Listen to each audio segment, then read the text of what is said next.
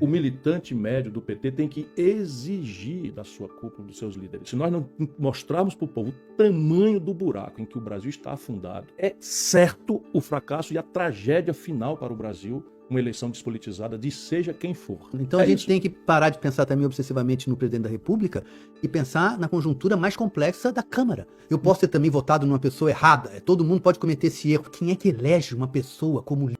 Entendeu? O PT deve ao Brasil o que de melhor havia no PT. Eu penso que o PT é um partido, uma agremiação, e foi dominada pelo que havia de pior nela. Mas havia coisas no PT boas. E uma das coisas boas que havia no PT era a proximidade que ele tinha com os movimentos civis da sociedade, que eram oposição. Eu falo, é uma boa hora do PT aprender a ser oposição de novo, uma boa oposição. O segundo turno dos meus sonhos, como não é por estar na sua presença, eu já disse isso há muito tempo atrás, seria entre você e um representante do PT. Porque isso seria, na minha opinião, um convite ao PT discutir o Brasil objetivamente e compreender-se como um agente da construção, mesmo que não ganhe. Você não pode querer só ser colaborativo quando você ganha. Isso não é democrático. Escuta aí. Você tem que também saber colaborar quando você perde, entende? Então, assim, e o PT, como ele domina o imaginário e as esperanças de uma grande parte da população, e como o PT tem a seu favor ter sido um partido de fato nascido dentro de um movimento operário, que foi uma coisa inédita no Brasil, o PT tem uma grande obrigação com a humildade. O PT tem uma grande obrigação em se colocar a serviço. Tudo bem se eles quiserem ter um candidato a presidente da República, claro que eles podem ter, mas eles não podem fugir ao debate intelectual dos temas brasileiros. Eles não podem, de novo, ficar apenas com discursos comoventes e trazendo lágrimas aos olhos das pessoas e não trazendo para a mesa propostas objetivas, concretas e, principalmente, não aceitando não ser protagonista. Isso eu acho imperdoável. A pessoa tem que saber que, em alguns momentos, você não é o protagonista. Você é oposição, ou você tem 2 ministérios, você faz a composição, tem 2 ministérios no governo que não é o teu, e por aí vai. Por que o PT é a única esperança do Brasil? Falo de novo, repito, uma pessoa que votou no PT. Olha, eu em 89 já era prefeito de Fortaleza quando o Lula era uma promessa interessante, mas exótica. E eu já o ajudei nessa data, 89. De lá para cá a mesma coisa. Com essa humildade, mas também com autoridade moral, ajudei como pude em todas as ocasiões. Mas neste momento, eu acho que nessa conversa nossa aqui, eu não vou levar isso para nenhum limite que não esteja na altura do privilégio que você está me dando, da qualidade da nossa conversa. Mas esse apelo ao debate, o militante médio do PT tem que exigir da sua cúpula, dos seus líderes. Por quê? Porque se o Brasil não aprofundar a consciência dos seus problemas de forma popular, se nós não, ainda com todas as dificuldades de linguagem, mas se nós não mostrarmos para o povo o tamanho do buraco em que o Brasil está afundado, é certo o fracasso e a tragédia final para o Brasil, uma eleição despolitizada de seja quem for. Esse é o meu maior temor. Tenha certeza disso, por isso que você está fazendo o apelo correto. Claro, tem a candidatura, mas vai ser uma candidatura sem discutir nada. Entendeu? Não, apelando a uma memória mítica, mentirosa, de um tempo idílico que nunca houve. Não, e lamentamos melhorou, imensamente a prisão do Lula. Eu fiquei contra na data, lutei contra. Choramos uma injustiça, uma coisa horrorosa. Okay. Mas eleger o Lula porque ele foi preso não é uma razão que se sustenta. Há que haver uma conversa objetiva sobre o Brasil. O Getúlio Vargas passou por isso. Havia um queremismo, o Getúlio volta. E o Getúlio levou-se ao extremo tal da condição política que ele, por mérito, levou que ele só arrestou do suicídio. Não podemos mais passar isso. O que pode mitigar isso? São coisas importantes que você disse que eu estou tentando que as pessoas ouçam. Desculpa, eu quero conversar com você, quero ouvi-lo. O Brasil está prestando atenção por você. Mas, assim, duas coisas. Não podemos transformar o debate brasileiro numa disputa de personalidades. Chico, Manel contra Maria.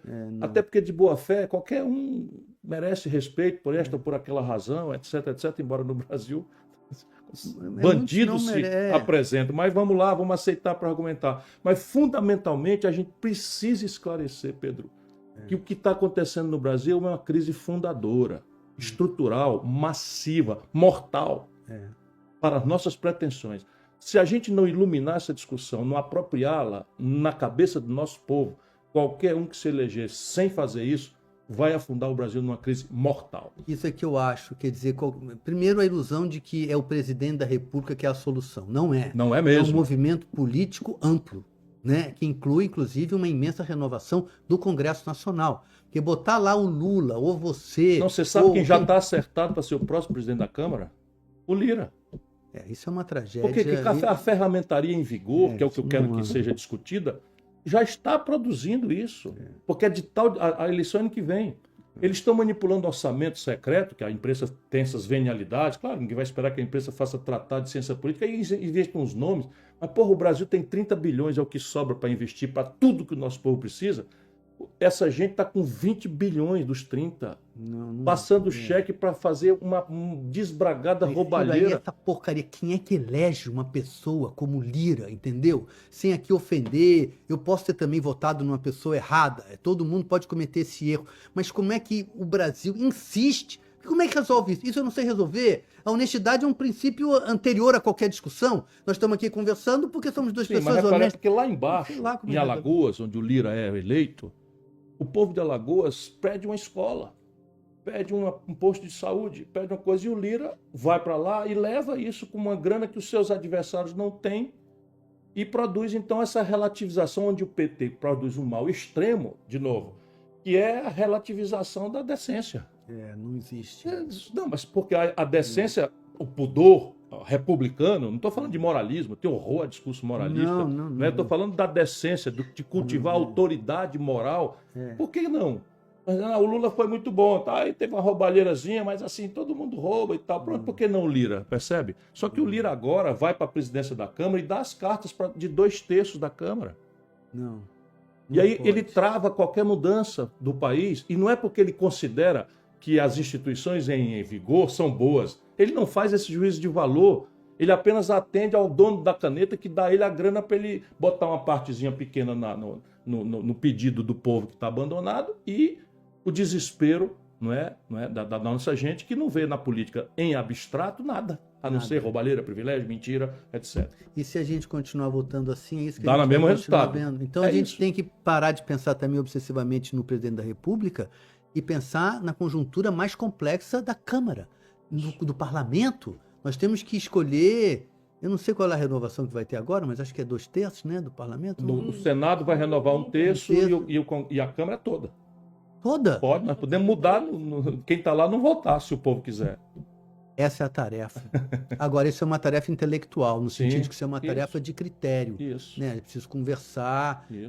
Eu não me interessei pela sua pessoa por simpatia. Eu me interessei pela sua pessoa, quando eu me interessei lá atrás, pelo valor do argumento. Falei, puta, tem um cara aí que está falando uma opção de coisa. Conhecia você como um político famoso que você era. Né? Mas aí quando começou... Aí eu comecei a falar, olha, o Ciro tá falando umas coisas objetivas. Que é o que eu estava querendo ouvir. Não quero mais ouvir o prato de comida, isso tudo tem que ter. Mas não é assim, isso é uma coisa real. Como é que põe o prato de comida? Que todos queremos que esteja.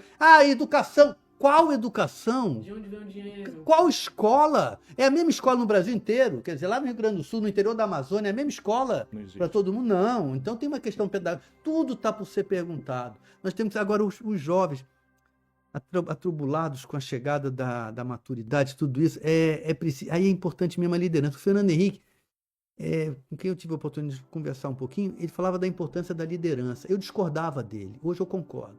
Eu concordo no sentido de que é preciso uma pedagogia, por isso que eu entendi, mas uma liderança pedagógica. O que eu gostei de ler no seu livro é que ele é pedagógico. Ele é um livro de um pedagogo. Ele quer ensinar para quem não teve a oportunidade ainda, ou por ter vivido, ou por ter tido a informação, de que modo a política brasileira se movimenta. Porque nós temos que entender, senão vai votar num garotinho da vida, num Cabral. Eu sou do Rio de Janeiro, então eu falo desse. Cabral, Crivella. Inacreditável. É inacreditável, entendeu? Se você gostou do conteúdo, não se esqueça de deixar o seu like e se inscrever. E se você quer continuar se informando, dá uma olhada no nosso último vídeo que está aparecendo aqui na tela.